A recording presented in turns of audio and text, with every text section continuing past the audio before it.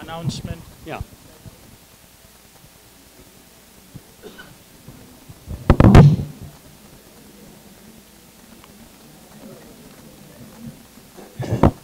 Good afternoon, ladies and gentlemen. I think we can bring this meeting to order. This afternoon, we have the privilege of having an executive of North American Mobile Council. Tehemton Mirza is the vice president of North American Mobile Council.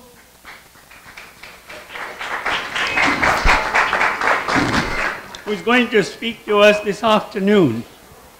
Tehemton had his Navar Martab in the highest religious place in India, Udwara.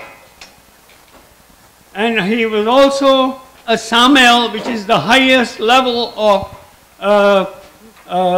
ordainment that a priest would undergo. Tehemton, since his ordainment, has traveled significantly from Mumbai to Indonesia, to Iran, and finally, fortunate for us that he settled in Canada. He is in London, Canada, and he's a chartered personal accountant, CPA, and with his wife, he have their business in London, Ontario. Tehemton, as a Mobed, has served, given his services to the people in Ontario and in United States, in the neighboring areas where he lives.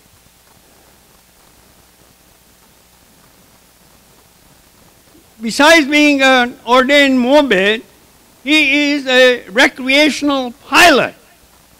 So if you want to have a flight with him, you can talk to him about that.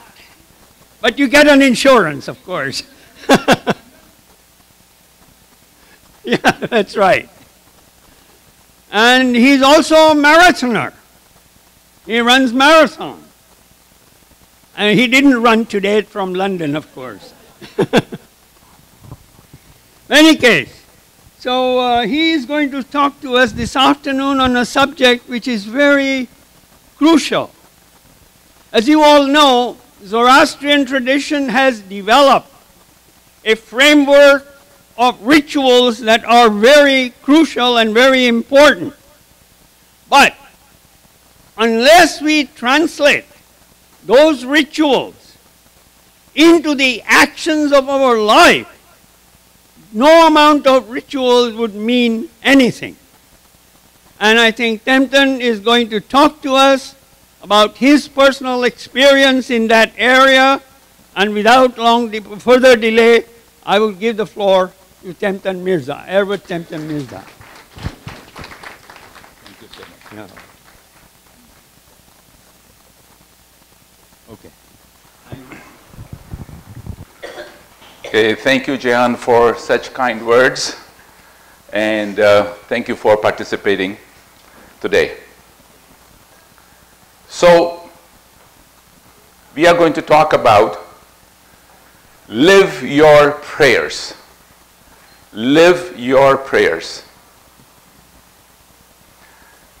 To understand how to live our prayers, we need to first know what does our prayers tell us. What are they saying to us? And before we do that, we need to know what prayers mean. What is the meaning of a prayer? Okay. So, prayers are defined. Here is the definition. It says a solemn request for help or expression of thanks addressed to God or other deity. So says Oxford Dictionary. So it says there are certain qualifiers to a prayer. First of all, it has to be solemn, a request for help or thanks, and it has to be addressed to God. That's what Oxford Dictionary says. And the dictionary.com says a spiritual communion with God or an object of worship, as in supplication, thanksgiving, adoration, or confession. Now, ladies and gentlemen, remember these definitions because we will examine them as we go along. And also we need to know what our values. Our prayers tell us to abide by certain values. And values are principles of, or standards of behavior.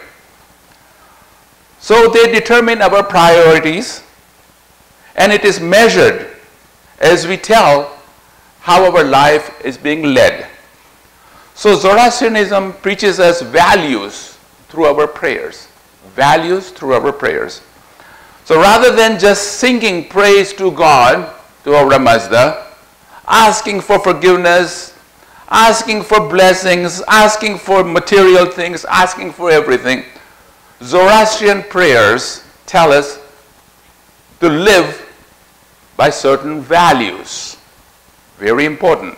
So we will examine values as found in our basic prayers. So today we are just going to concentrate on our very basic prayers, and things like that. Christi Prayers basically. So Zoroastrian teachings are important.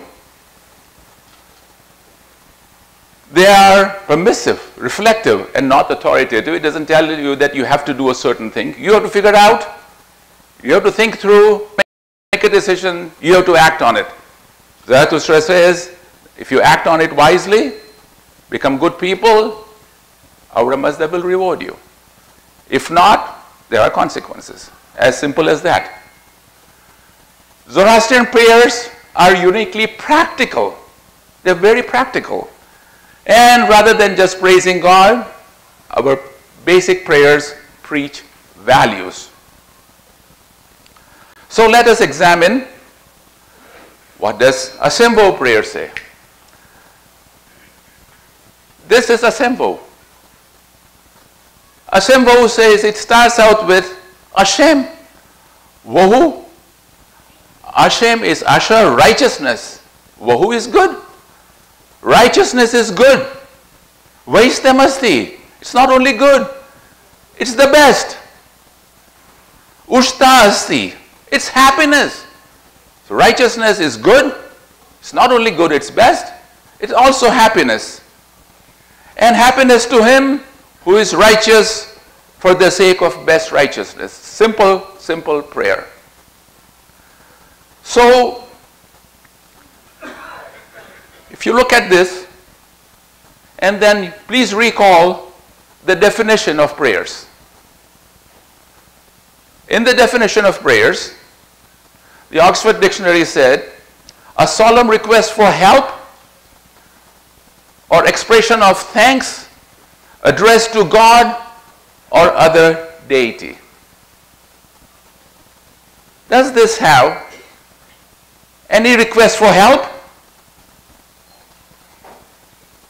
Does it have any request or thanks to God or other deity? No. Did you notice something that's missing in this prayer? Something that's missing. It doesn't even have a word of God in it. Aura Mazda. Missing. Doesn't say that. No Aura Mazda. It doesn't even say Aura Mazda. And we call it our prayer. So what does it say? It says, well, live a good life. That is our prayer. So saying prayers is one thing. Yes, it's important to say prayers. But to live those prayers is more important.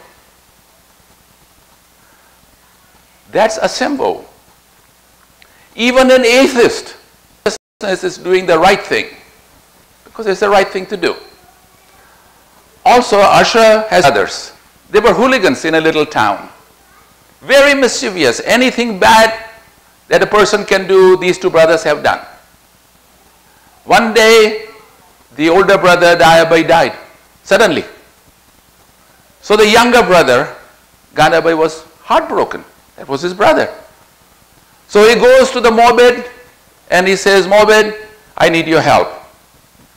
I want to make a large donation to Darbemir.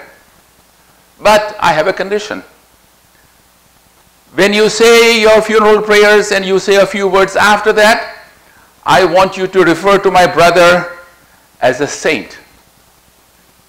As a saint.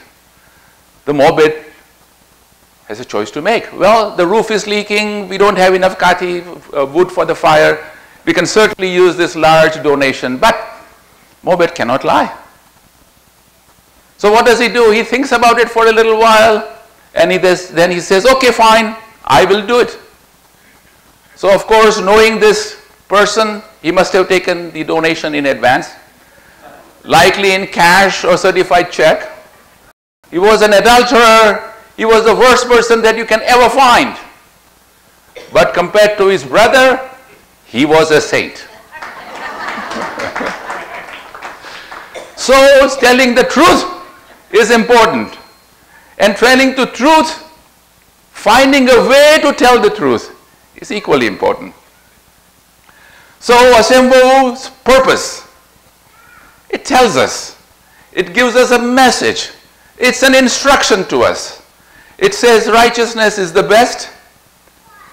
The excellent thing to do is to be righteous. Righteousness is happiness. And it says it's available to everyone. All you have to do is do the right thing. It doesn't matter whether you are rich or poor, whether you are black or white, whether you are Zarathustra or not. It does not matter. All you need to do is the right thing for its sake, because it's the right thing to do. You don't do the right thing for respect or a reward or for fear of hell or for bad karma or anything like that. You do it because that's the right thing to do. Just because that's the right thing to do, you do it and then you have happiness. And there's nothing more important in life than happiness. So now we move on to the next one. The next one, please. Okay, Yathahu Vairyo. Yathahu Vairyo says, just as God, the will is the supreme leader, so is the Ratu. Ratu. And the gift of good mind is to him who works according to the will of Aura Mazda in this world. And the kingdom of Aura's heaven is for him who nourishes the needy. There is no thank you to God here. There is nothing being asked of the God here. Nothing. God is mentioned, but that's about it. So does it qualify as a prayer as Oxford Dictionary defines it? I would argue no. But it's still a Zoroastrian prayer. A prayer that's very important to us. We say it so many times. What does it show? It shows that Zoroastrianism teaches us things. It just doesn't pray to God and thank him a million times and praise him and tell him all sorts of things that he would like to hear. No, it says how we should behave, how we should live, what kind of a life we should live. That is more important. So there is no address to God, no request for help, no expression of thanks. So what are Zoroastrian prayers? They are a statement of fact. This is what happens. This is what you should do to be happy. Your choice. If you choose not to be happy, go right ahead. But if you want to be happy, this is a formula, a secret It's revealed right here. Statement of truth, statement of wisdom for spiritual growth with many meanings in it. So it's important for us to live a good life, not just say prayers, but live a good life. Now, I'm sure you must have come across people who do different things in the name of religion. Let me give you an example. We were in a taxi in India. And you will recall that there, usually the taxi drivers would have a little temple right on the dashboard and a little statue of a god. And there will be a little lamp. And there will be a little flower or a little garland, etc. So we were in this taxi. And when we finished our journey, we got off. And the taxi driver tried to cheat us. Wanted more money. They perhaps knew that we were not local people. So they asked for more money. It was good that a good Samaritan came to our rescue saying that no, he's trying to cheat you. You're supposed to be paying only a certain amount. So anyway, we paid him the amount, and then I asked the guy that, you know, you keep a statue of your God here, and yet you try and cheat people. I mean, what makes sense? And his answer was very revealing. His answer was, yes. That's why I keep the statue of God here. So I can cheat people and then I say sorry. And everything is forgiven. Well, not if you are a Zoroastrian. If you are a Zoroastrian, well, you are going to pay the price. Okay. Gandhiji said, prayers is not an old woman's idle amusement.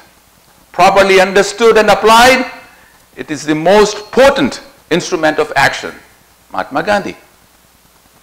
So there were two boys, two young kids. Again. Two young kids. They were over to their grandma's for Christmas. Christmas was in a couple of days. It was night time, bedtime, and grandma says, okay, well, kids, say your prayers before you go to bed. So they went in their room to say their prayers. The younger guy keeps on saying, for Christmas, I want a new bike and a piano and a new iPhone. Yeah, oh boy. And the older brother nudges him and says, why are you screaming? God is not deaf.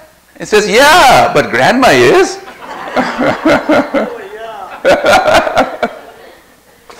So, prayers are not for asking things, asking favors, etc. You have to earn your own happiness. And Asembo says how you can do it. It tells you how to do it. Gandhiji agrees with it. He says properly understood and applied. Most potent instrument of action. You can act, but you need to understand and implement it. That's the most important part. So it teaches us that righteousness is happiness. So path to happiness is through righteousness. Clear conscience is the softest pillow. So you have to also learn from Yathahu area prayers. Learn from the Ratu, the spiritual leader. The spiritual leader has to be a righteous one. His righteousness gives him the power. So you have to seek his help. Seek his help. Listen to a professional. Don't be a do-it-yourselfer in that regard. You consult a doctor when you are ill, of course. Though you can go on YouTube and you can figure out how to operate yourself, but you don't do it yourself, you go to a doctor. You have a dispute with someone, there's tons of things on the internet, but you still go to a lawyer to make sure. So if you have any issues with your spiritual or moral matters, go to a Morbid. Morbid is well qualified to help you. And Yatahu Warrior Prayer says so. It also goes on to say, good mind is to him who works for the betterment of the world. Betterment of Ahura Mazda's world. So you have to respect the world. Respect the environment. That is important. Zoroastrian prayers say so. In our basic prayers, we haven't gone through all the prayers yet. These are just the basic prayers we are talking about. And the last paragraph, or last portion of Yatahu Varyo says, nourish the needy. Help people who need your help. For kingdom of heaven is for those who help others. How to help others? Well, in Gathas it says, Ushta mai yamai ushta kamaichid. Who brings others light, himself brings light. You would be rewarded yourself if you help others. So, Warren Buffett says, if you are in the luckiest 1% of humanity, you owe something to the 99%. Who is poor? Poor is not financially poor person that we need to help. We need to help people who don't have things that they need. You could help someone with knowledge. Somebody needs to know something and you do, share it with them. So charity is just not financial. Coaching a baseball or soccer game for kids, well, that's a form of charity. Giving something to the others. Visiting someone in a hospital, charity. Yatahu Varyo, last paragraph. Volunteering your time for others, charity. Helping those in need, for example, by giving your blood or organ donations, charity. Sharing your knowledge with others, teach others to make their life better, charity. Community service. Come and work at the Derby Mayor, be on the board of directors. If you're morbid, come and do some prayers. Well, that's all giving back to the community. Any act of kindness, charity. So Yatahu Varyo prayer tells us, do those things and then you shall be rewarded. What will be your reward? Well, Ahura Mazda says that, well, heaven is for you.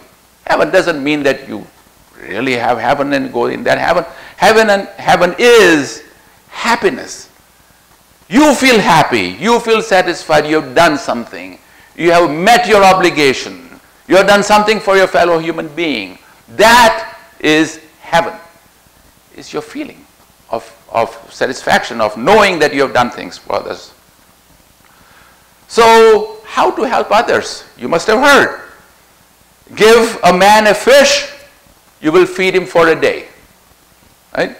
Teach a man how to fish, he will sit in the middle of the lake and drink beer all day. While you have to remember though, charity begins at home. Make sure that your family is looked after first. So,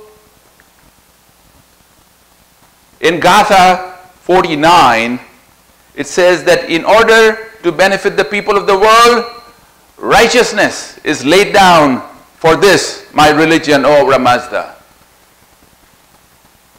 Ahura Mazda is told by Zarathustra that I have laid down the laws of righteousness, doing the right thing, so that it benefits the people of the world.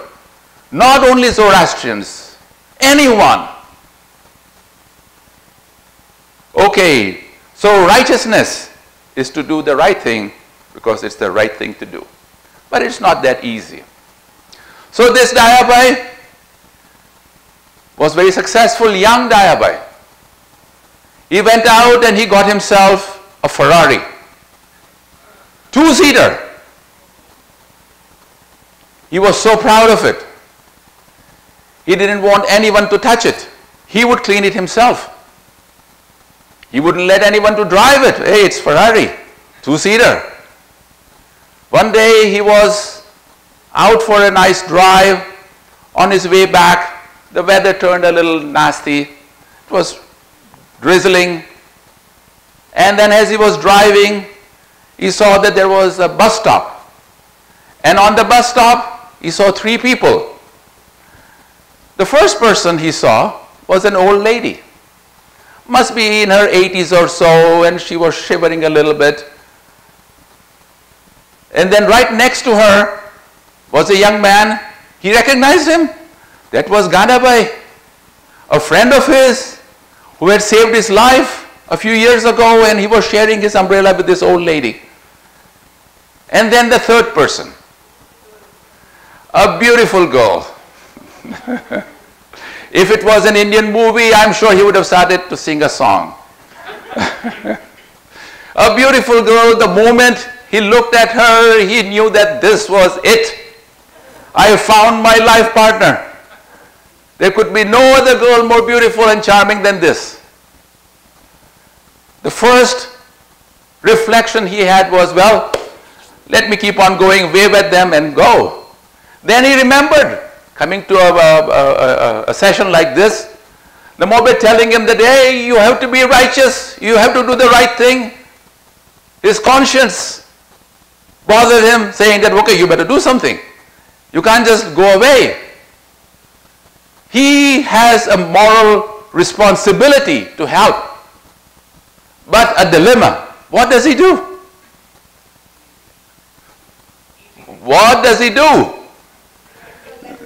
Let the young girl come in and leave those two guys away. What about this old lady? She might die. If she gives the ride to this old lady, what about the next guy? He saved his life. Can he not give him a ride? Problem. Problem. So the purpose of that story is, though we would like to do the right thing, it's not always easy. It's not always easy. And you have to think outside of the box. You have to try and figure out a way of doing the right thing. In this case, the right thing perhaps. Anyone want to volunteer?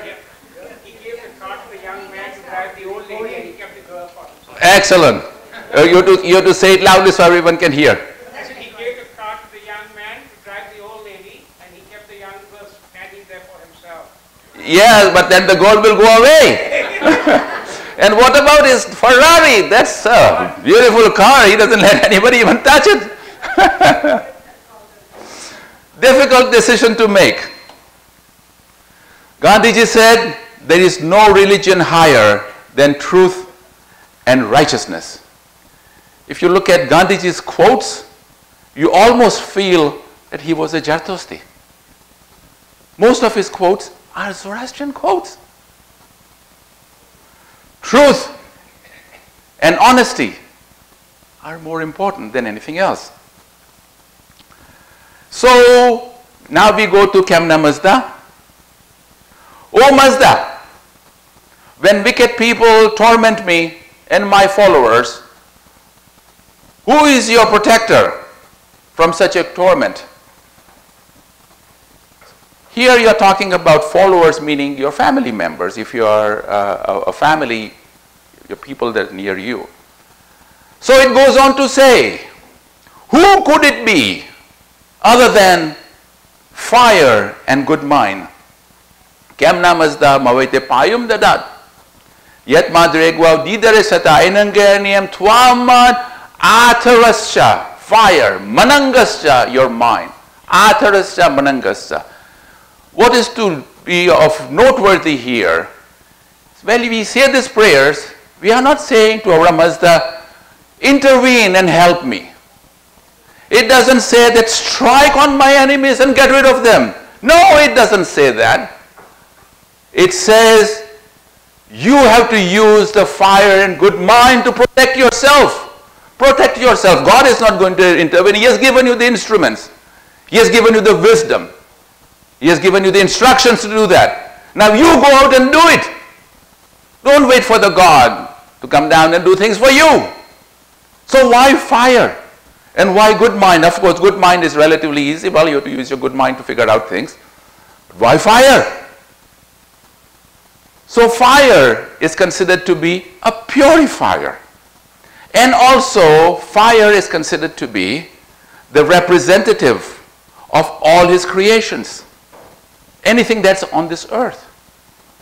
So use the nature that is around you. Use whatever is available to you and protect yourself. God is not going to come and strike the other guy. God is not going to favor you and things like that. No, you have to do it yourself. Right here, it says so. Jasame avange mazda. Jasame avange mazda is very good prayer that we say. And it's easy to understand. Next time when you say that, try and say it slowly. Try and pick up the words and try and understand the meaning of it.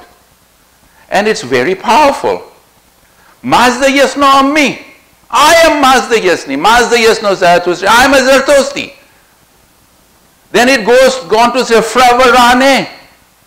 Fravarane, I announce. Astu etasya fravaretasya. Astu ye humate mano. Astu ye. Stu ye meaning I worship. I pay respect. Astu ye humate mano. I good mind. Astu ye huktem vacho. Good words. Astu ye haverstem shotanem. Astu ye dainam vanguim mazda yasnim. Dainam meaning religion, deen. Vanguim is good. Mazda yasni. Good Mazda yasni religion. And then it goes on to define what good Mazda yasni religion is. It says that fraspayo kedram, quarrel removing. Fraspayo kedram. It says nidashni thishem, weapon lowering. Kaitwadatam, self-dedicating, ashoning, holy, righteous.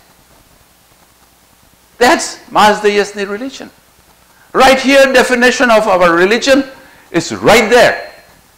Quarrel removing, meaning spreading peace. No fighting. Weapon lowering, you are not allowed to use weapons. Lower them. Of course, in self-defense you will do that. But that's about it. Self-dedicating and righteous. That is our religion. Right there. Definition. So don't just recite prayers. Understand them. Think about them. Ponder them. Meditate on them. Analyze them. And live them. Unless you live your prayers, saying prayers, it's not as effective. So Zoroastrian teachings are a prescription of good life. You go to a doctor and they write you Tylenol or whatever, etc. We have prescription for being happy. We have prescription for being a good person. We have prescription of living a good life. We have prescription of proper reward by our Mazda. So life is for enjoyment. Gatha Spenta Menu says, you are indeed the father of holy mentality, Spenta Menu. O Ramazda, when man has taken counsel of good mind, you have created joy-giving earth. For protection, you have sent him divine wisdom with peace. You have to do it.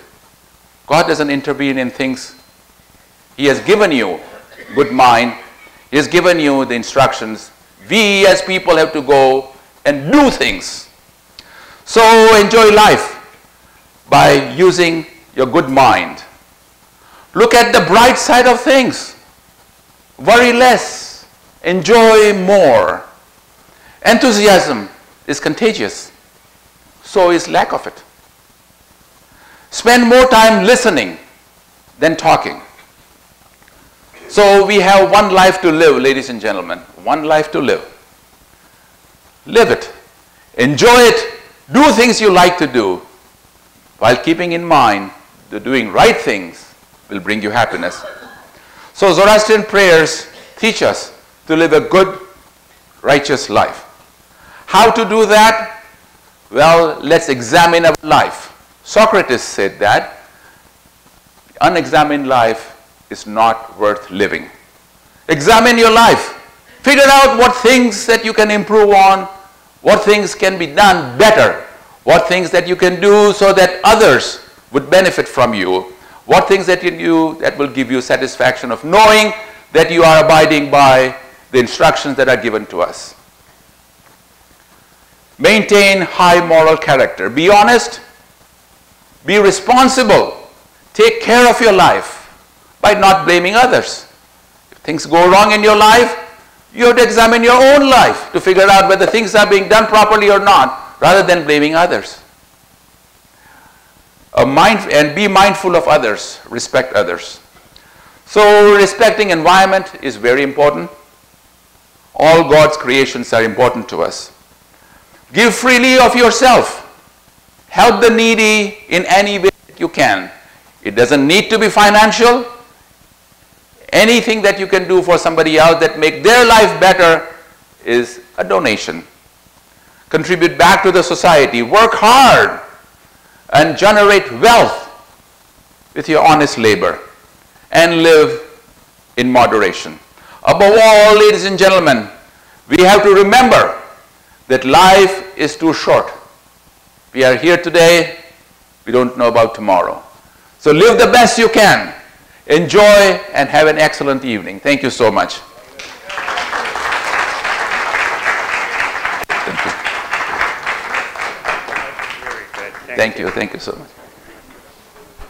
Okay, thank you. Oh.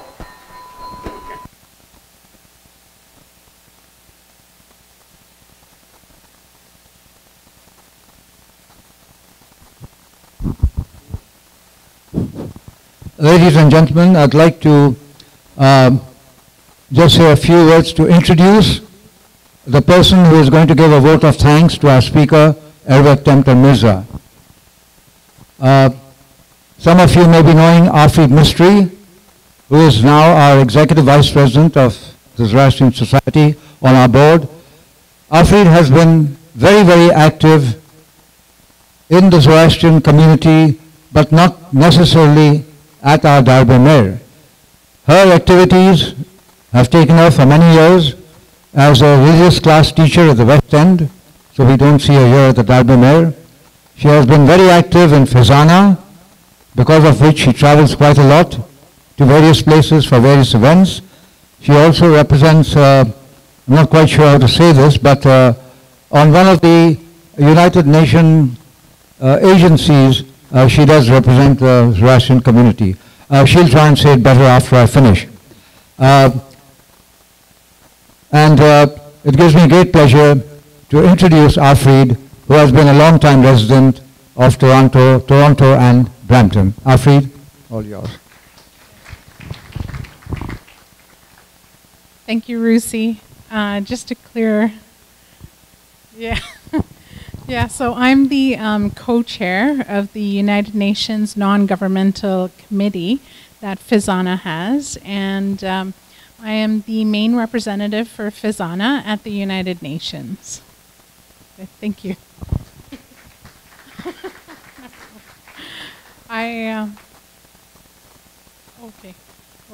Okay. So do we have any questions for Tehemton? Yes.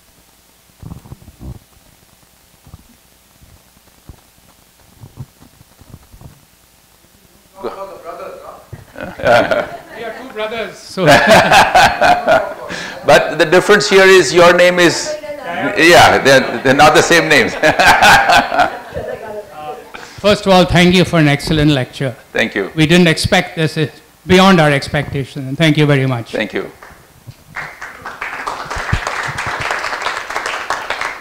Taking your words of not only saying prayers, understand them, and that's what's bothering me. I have to admit to you, I do not understand my prayers. I'm sorry to say that. I'm ashamed to say that.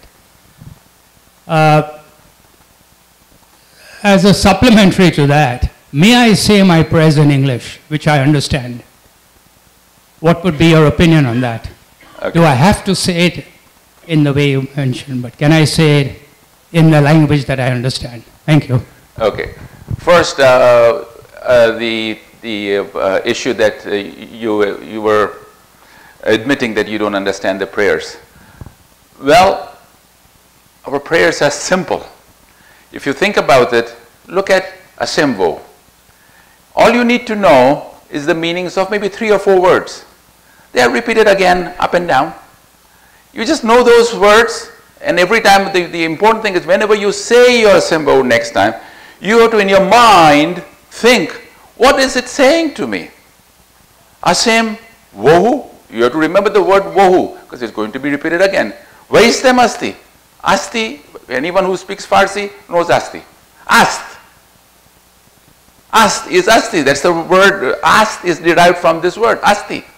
Is. And if you just go that way, the meanings are not difficult to know. Secondly, internet. Thank you, Mr. Google. Google the meanings and you will get a ton of meanings there. So feel free to use Google, it's free. What else can we ask for? So get the meanings. And then if you don't still understand or if you're not very sure or confused, you have got Mobits to explain them to you. And they'll be very happy to. You don't know? Okay, just 1 minute. So you will do that. The second part of your question, can you say your prayers in English? Certainly you can. Certainly you can. But say it with Avastha. First say it in Avastha. Say your translation in English. Absolutely you can. And there is nothing wrong in saying prayers in any language. But the most important part again is to understand them and live them. If you are given a choice between saying your prayers 5 times and doing a good deed, you pick the one that you think would make a difference to humanity and do that. Okay. All right. Thank you. I think being from Newfoundland and being isolated from you wise people for 27 or 28 years, you have revoked the feeling of Zoroastrian religion in me. Of course, I didn't forget my prayers, but I think, what I'm asking you is, I believe in more power of prayers. Could you just throw some light in that direction? I mean, I find powers of prayers is very powerful. Doesn't matter what I'm saying, but I found it very powerful and it has saved my life several times. I mean, whether the power of prayers or anybody intervene, it did save my life, in a sense. Otherwise, I wouldn't be standing here. So, could you just enlighten us on the effect of power of prayers? And I read a lot about power of prayers today in surgery rooms, hospitals, and in ICU units and all that kind of thing, So maybe, you could throw some light in that direction, Certainly. Well, prayers are prayers. Say your prayers and you will find that it has some impact on yourself. Your blood pressure will go down. If you are angry, our ancestors' wisdom was, if you are angry, the first thing you do is say Asembo. And try it. Next time you get angry, say Asembo before you open your mouth, before you do anything. It cools you down. It makes you feel a little calmer. It drops your blood pressure. It gives you time to think before you act or before you say. Again, the prayers. It has a self-healing property. It has self-healing property. Now, please, don't be taking matters into your own hand. If you are not feeling good, please go see a doctor. Okay. Your prayers is not going to cure you just because you are saying your prayers. But your prayers are of tremendous help in your healing process. Peace of mind, absolutely, this young lady has the correct aspect of it. Peace of mind, it helps your mind in a way that it heals faster. You would be better served by saying those prayers than not. And if your experience says that it has saved your life, who else is to challenge that? You have proven to yourself that it works, and you are a testament right here. That's right. The power of prayer is what you believe in. And if you believe that the prayer helps, then there is nothing wrong with it, except it's important to live by the prayer, and that you will do if you believe in the power of prayer.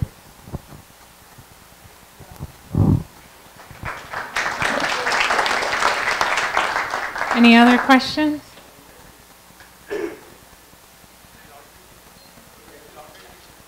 Yeah. Yes. Yes. We all know what is good and what is bad. When we do something bad, we know we have done something bad. So we don't need to understand the prayers and the translation and all. If you live a good life, that is more than enough. You're absolutely right. You're absolutely right. So if you can do good, so for example, if I would prefer an atheist who does good things than a religious person who does not do the good things. So it's not what the doing things do. This helps you, this guides you, this instructs you, it sort of motivates you, it gives you the impetus, it gives you some reason. It also tells you what's going to happen if you do the right thing. But if you do the right thing anyway, well, so be it. Good for you. And then you say your prayers for other reasons as well. As this young man pointed out, well, it has other properties too. But the most important property in Zoroastrianism is to understand them and live them. Unless you understand them and live them, if you're living otherwise anyway, no problem. But if you live them the way it is prescribed here, well, that's good for you, good for the community that you live in, good for the city, good for your country, good for your world. That is the power of Zoroastrian prayers. We don't have prayers that says all sorts of good things about God and you are so excellent and you are great and things like that. No. No. Zoroastrian prayer says live a good life. That's what it says, and that's the power of Zoroastrian prayers, because it tells you to live a good life. Yes, God is great, we know about it. Yes, God is kind and merciful, nobody is disputing that. But what about living a good life? And that's what it says. Yes. Yes.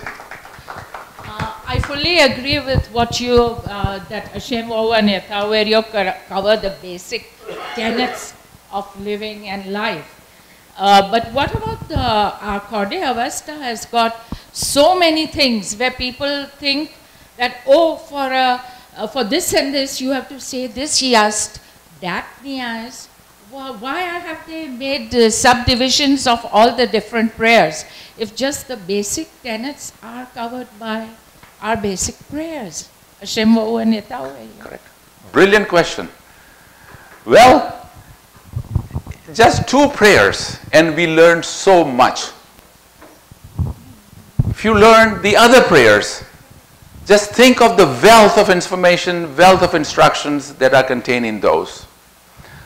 And you have prayers for specific purpose. You go to fire and you say Atasaninias. That's dedicated to fire. That's specifically dedicated to fire. You go to water, Abad Visurniyas. You'd say that because they're specifically dedicated for that Abad Visur. So those are specific prayers. Right? It's just like you have a headache, you take a Tylenol, you are done.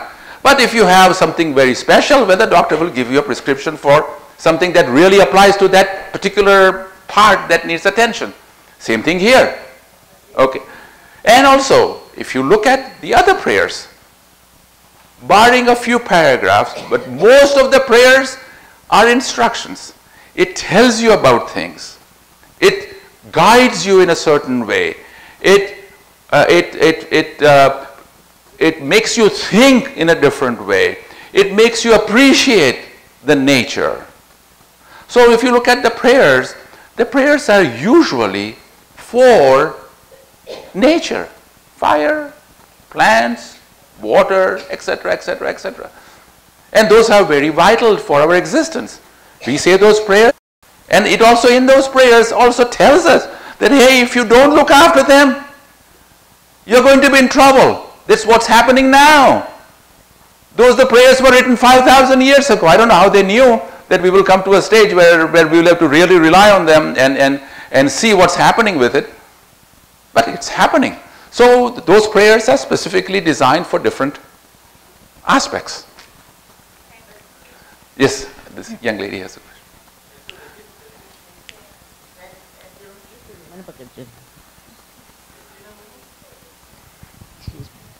Then don't you think when our children are taught prayers over here in religious classes in both the CF and ZSO, that just instead of teaching what to pray, they should be taught the meaning of the prayer so that it stays with them for life? Because I know that children don't carry it in their later life, what they learn. Yes. Yes. That's my biggest threat. It's like the Christians. They change their scriptures from Latin to English so that everybody can participate, everybody can know. Isn't there something like that that we should do? Because not many people understand Avastha Pelvi, Yes. or our prayers. Yes. So first the children. I am sure that the children are taught the meanings. If they aren't, we should make sure that we should teach them the meanings. As far as changing the language, it's very important for us to know that these prayers were written some 5,000 years ago. Zarathustra said it himself. What could be more important, more joyous and more peaceful and more rewarding than saying those prayers in the same way our prophet said that many years ago? These were his own words. This is how he said it. We are still saying it. And there is no one stopping us from going to Mr. Google and finding out the meaning of it. That's very important, right? That's very important. You are absolutely right. Absolutely right. Go to Google, find out the meaning. There are books and books about gathas. What I'm saying is, when they're taught in both the institutes over here, at the same time they should be given the meaning and the way to live with. Correct. You're absolutely right. Absolutely right. So what we will do is we'll make sure It will make a lot of changes in the Zoroastrian faith. it will make a lot of change. So if they are not getting it, we should have more sessions like this. Come out and talk. We talk about different things. We talk about the prayers, etc. And if there is a way of bringing the youngsters to these sessions, it will be very good. Okay. Now, these things we have to remember that these are repetitive. We cannot just do it once and we forget about it. It has to be done on a regular basis. And only by repetition that we will learn to live by them. One day it helps, but it's not the answer. Thank you so much. So I just wanted to address that. Sure, go ahead, please. I have been teaching religion classes here. This is my 19th year that I'm continuing. So I just wanted to say we do teach the prayers. We teach the 2 basic prayers. Then we also, when they turn 8 and 9, for those 2 years, because they are of Navjot age, we start with the Christi Prayers, and we go through that.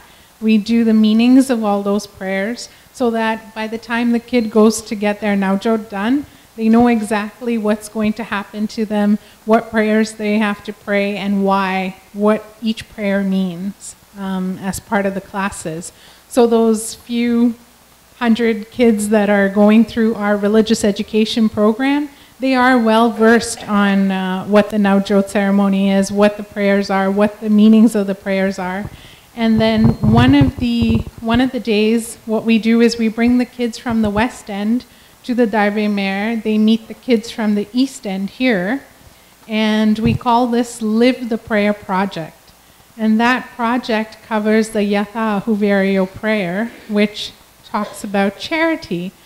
And what we get the kids to do is cook a meal or cook an item, a food item, along with one of their parents. and bring that food item to the Darbe Mer. And then we have sort of like what you have in the seniors in a bake sale, but here we sell all kinds of food, desserts, drinks, bhel, the little kids do bhel. And then the money collected goes towards charity.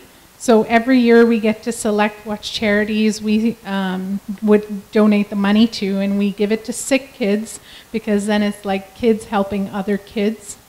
So part of the money goes to Sick Kids Hospital here, and the other half of the money we send to either a project in India where they need funds, or a project in Pakistan or in Iran, somewhere overseas.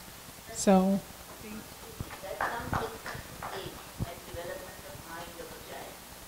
When you start something like this, the Shingo, what I feel is they should know the meaning and how to use it. Public, they just mumble. So this is the problem. Okay, we do. But we do teach it, and.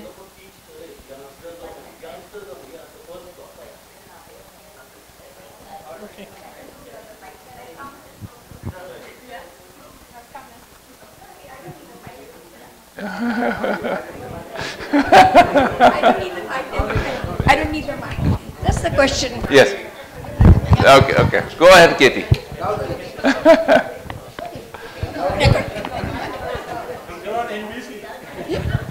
Just wanted to know basic. I didn't know for a long time, I know. When I was a kid, I was doing Ava Arvisulbanu in the night too. Till I came here, and when Dasuji told me you can't do Ava Arvisulbanu in the night, I was surprised, because Ava means water, and I thought water can be done any time in the night or day. So what is the reason that we don't do Ava Arvisulbanu in the night? What's the reason? Yeah, I don't know, because I thought Dario is all the time there, yeah, and you're on the sea, so I wanted to pray if my ship doesn't sink down. So I thought maybe if I do it, but somebody said, no, you can't do that. So my husband told me not to do that. So I was a little worried, why shouldn't I not do that? Okay. And another thing, same question, why can't I do 4 Disana Namaskar? Because it's day, night, 4 Disana Namaskar, tapre kariye, ratna kai nahi thai. Yeah. Okay, so very good question. Why would we not say Ava Arvisulbanu in the night?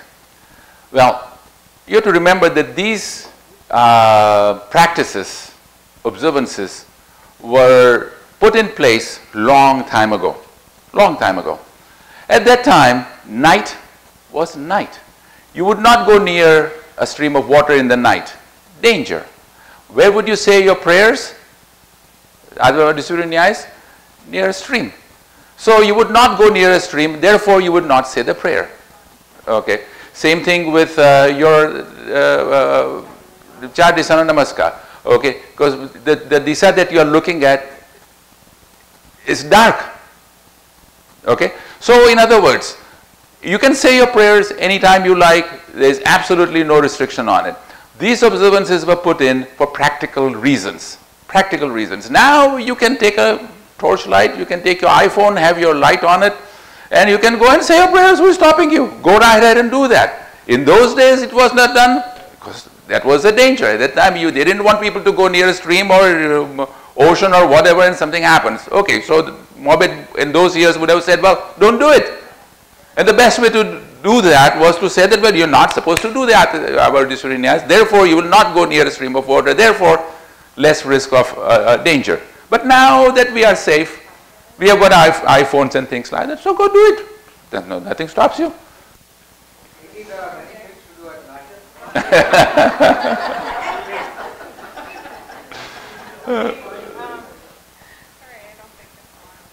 Say it loud, so you'll be fine. So we have a question from the back, which I'm going to rephrase for you. So in our religion, there are a lot of people who are traditionalists who follow everything that our ancestors have been following. And one of the things that we've learned is that when we are saying our prayers, there shouldn't be anyone who's a non-Zoroastrian at the prayer. Why is that? Okay, why is that? First of all, I personally would not prescribe to that. Okay, anyone who can be around, as long as they are clean, can be there. What's wrong with it? Nothing wrong. Why do we have a practice of that nature? Well, we have to understand our history to appreciate why we have so many practices that to us today seem strange. Strange. Well, when you are living as an ultra minority in a sea of other faiths, you are very conscious. You are very protective of what you have. And also, you are very aware to be seen as doing things on your own and not trying to influence anybody else. So, one of the reasons maybe that they didn't want anybody else to be around, because just for the fear of someone accusing you that, well, now you have this person in your darbemir while you are saying prayers. That person is a Zarathustri now. Why did you convert him? Things of that nature. Now there is another school of thought which I don't prescribe, which says that, well, our prayers should not be listened to because of the vibrations or whatever. It should not be listened to by someone who is not a Zarathustri. If you believe that, it's there. If you don't believe, well, it has no meaning. Okay. So there are many practical reasons, the same way as Katie was saying, why would we not say prayers in the night near water? These are the things that our ancestors had to implement to make sure that they survived, and that's why we are here today. Okay, thank you.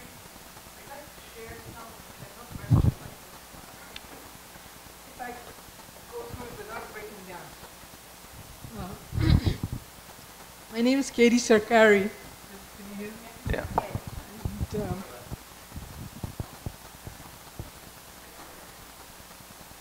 this is one of the reasons I never get up to speak.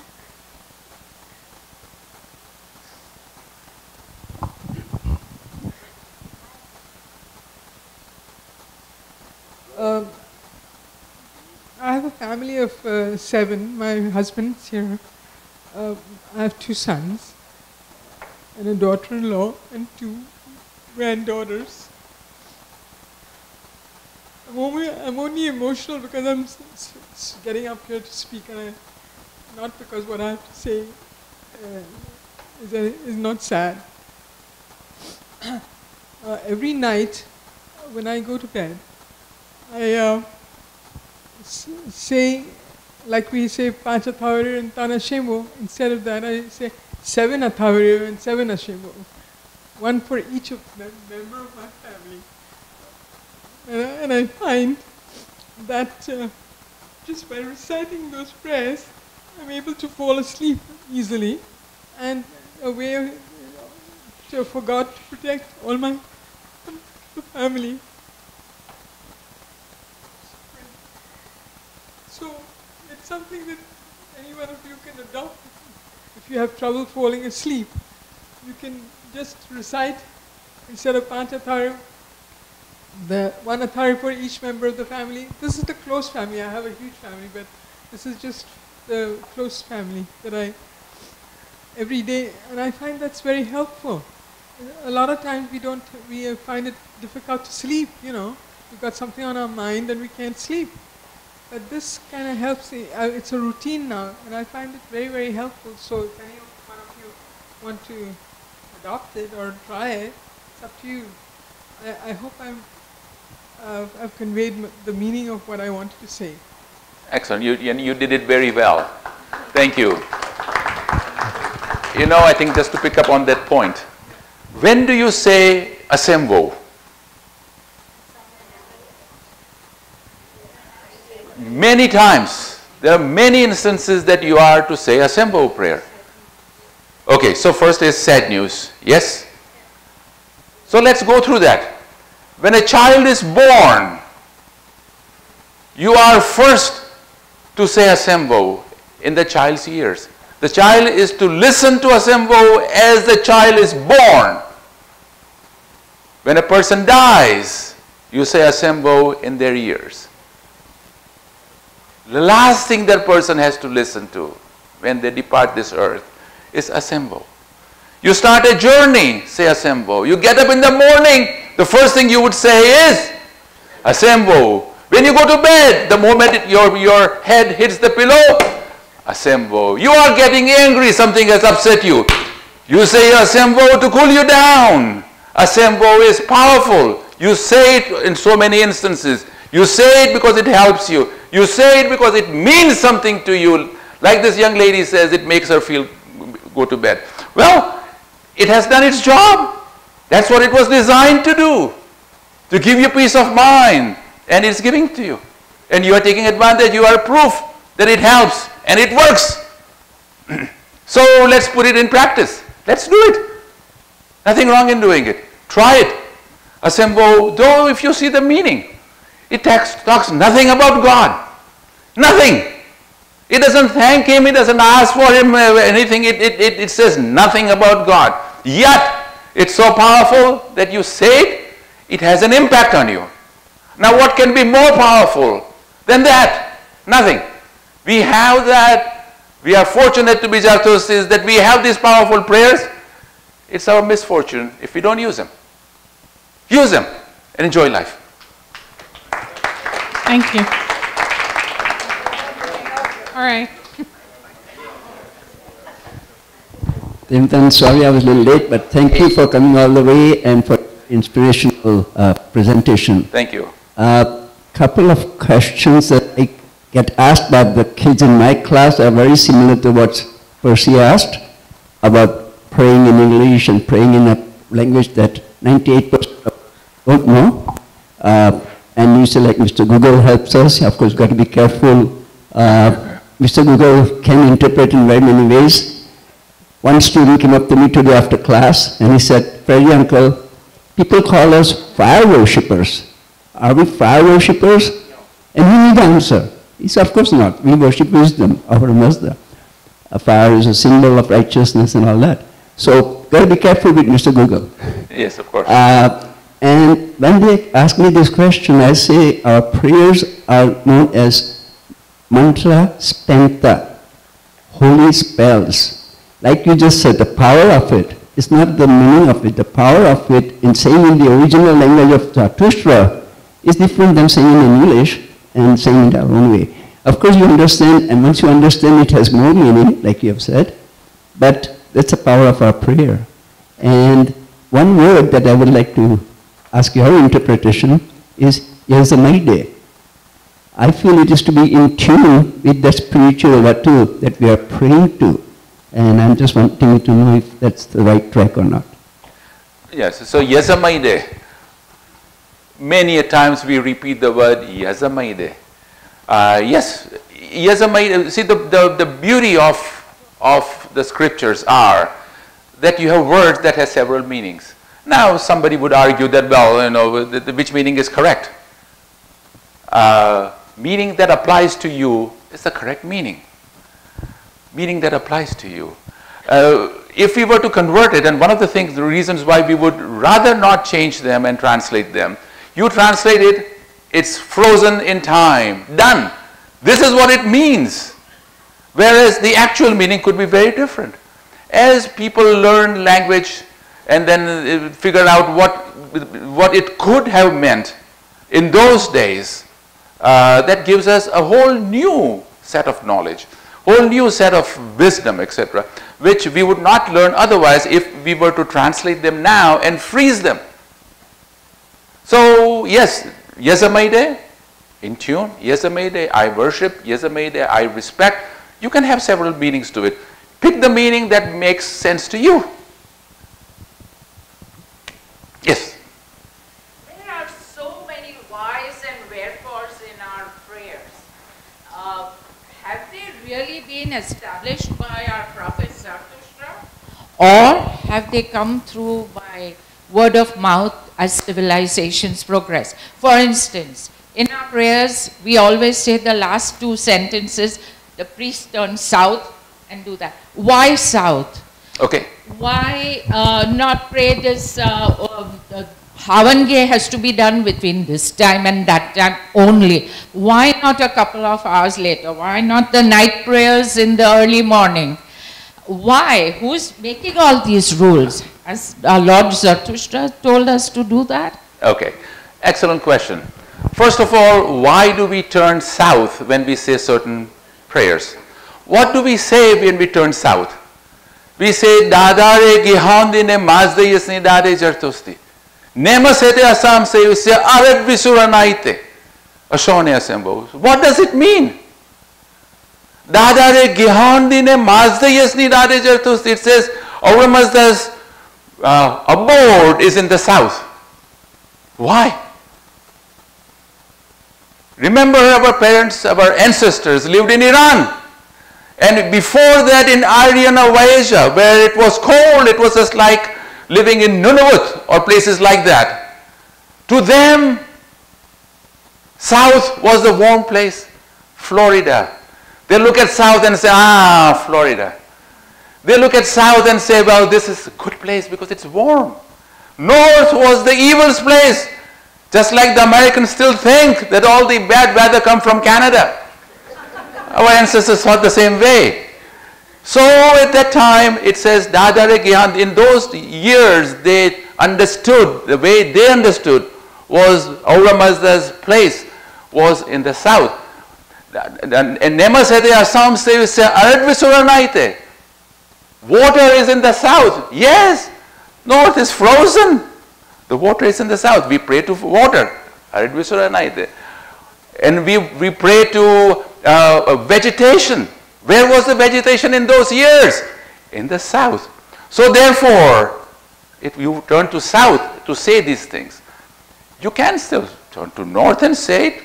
Nobody's stopping you. Nothing is going to happen. Niagara Falls is not going to stop. Yet, the meaning lends to say it in the south. You may ask, well, why don't we change it now? We can, but that's our heritage. That's our culture. That's our ancestors. That's how they said it. We are doing it now. We continue that. Not out of ignorance, but now with the knowledge that that's why they did it. Why do we say, let's say, Havange in the morning and not in the night? Havange.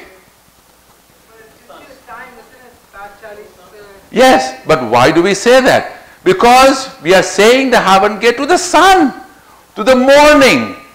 How can we say a prayer for morning when it's dark outside? We have a special prayer for that. I wish Utimke. Let's say it in the night. So they have designed these prayers to correspond with the time of the day. And so we say them. Okay. There is nothing wrong in saying, I mean, as I say, nothing is going to happen if you say a prayer at a different time. But it's more appropriate to say the prayers when it's supposed to be said because it's designed for that purpose. Right? So I hope that answers. Yes? They say from, why do we say, they say, during, yeah, why do we from that? Okay, that so, second, yeah. The sun is there in the afternoon anyway. Yeah. So that is our ancestors' version of daylight savings time. So in those days, they used to live in a place where they couldn't see the sun going right above them. It went across. If you go to north, I mean, you know that, right? So in those days, they felt that, well, the days are short. We don't have the 3 parts of a day in short days. And therefore, they cut out the middle part. Because the sun never went over exactly above you. Okay. So that's, again, their way of dealing with it. And then they said that, okay, well, then we will have only 2 days. Right? So these prayers, observances, the things we do has a lot to do with our history and how our ancestors lived. And we just continue with that, knowing that that's how it was done. There's no other reason. Okay, knowing that nothing is going to go wrong if we do things differently, but also knowing that, well, that's our tradition. That's how our people have lived for 5,000 years. Who are we to change it? Let's continue. Thank you. Thank you. I just want to say thank you to Tehemton for coming all the way from London, Ontario. I've found him to be a really good speaker, and I love it when he gives examples, especially with the two brothers. He's always explained concepts and his theories in examples, which really help reinforce for when you need to go back and realize what he was talking about. So thank you so much for coming and enlightening us. Thank you. This is a small gift. Oh, that's from very us. kind of you. Thank you so much.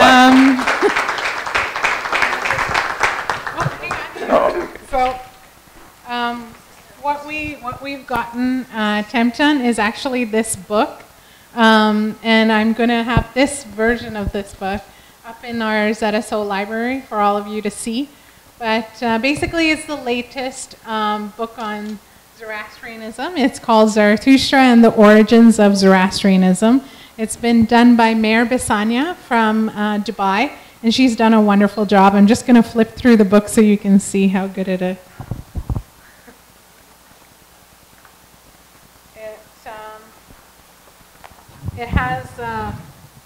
It has information about the religion, the faith.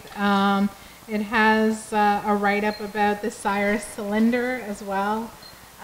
It also, towards the back, talks about all of the prominent Zoroastrians in our religion, right from the beginning to the current state. So, and it has lovely articles. Here's one on Persepolis.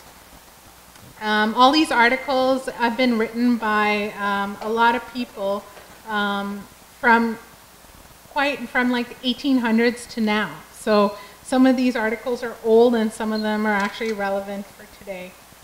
So it's a really good book. And if you do get a chance, then definitely browse through it in the library. Where do you get them? Sorry? Where do you buy them? So this lady, Mayor Bisanya, she is selling them herself. She does have a whole bunch of these books sold in Vancouver, and it is $45 US or $50 US, around there. Yeah. So if you do get a chance, take a look. Yeah. Okay. And can we call Zenobia up? Hey, Zenobia.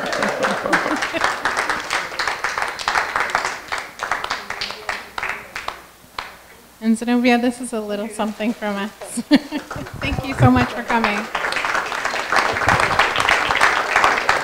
Okay.